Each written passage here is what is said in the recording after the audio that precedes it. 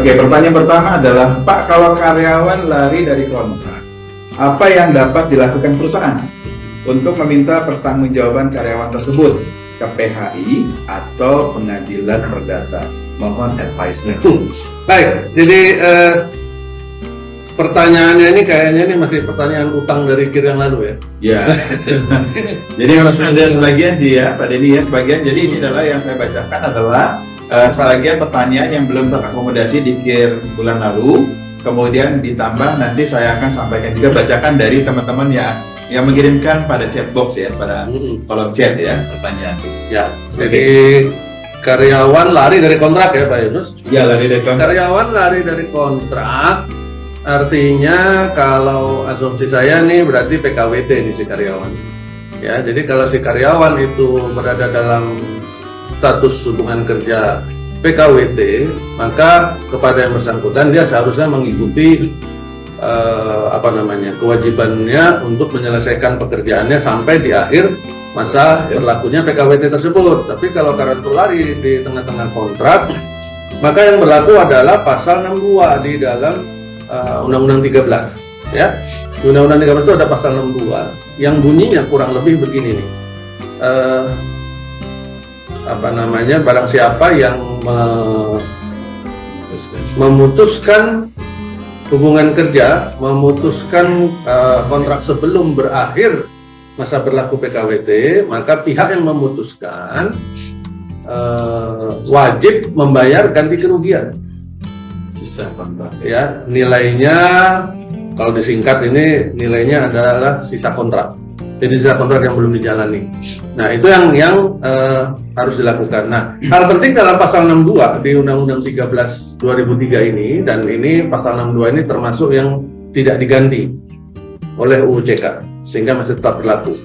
Hal penting yang perlu kita ketahui, pasal 62 ini tidak hanya berlaku bagi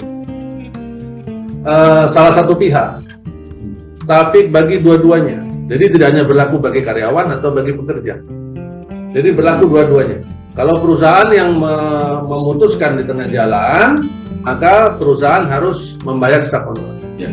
Kalau karyawan yang memutuskan di tengah jalan, itu juga karyawan punya kewajiban bayar. Ya, karena bunyi pasal 62 ini kalau Bapak Ibu lihat nanti di dalam undang-undangnya, naskahnya, di sana terteranya salah satu pihak. Ya, jadi di sana tidak menyebutkan perusahaan atau karyawan. Mereka menyebutkan salah satu pihak yang memutuskan. Iya. Berarti salah satu pihak itu berarti di antara dua, perusahaan atau karyawan. Nah, kalau dalam pertanyaan ini si karyawan yang lari dari kontrak, maka perusahaan punya hak untuk meminta atau menuntut sisa kontraknya. Karyawan harus bayar. Bagaimana caranya perusahaan untuk meminta pertanggungjawaban? Sama caranya seperti pada saat karyawan meminta pertanggungjawaban perusahaan untuk bayar sisa kontrak. Yaitu mengikuti prosedur penyelesaian perselisihan hubungan industrial. Ikutin. Jadi kalau ini tadi pertanyaannya apa yang bisa dilakukan oleh perusahaan, apakah nuntutnya ke PHI atau perdata, tentu kita larinya ke PHI. Sebelum ke PHI pasti ada prosesnya.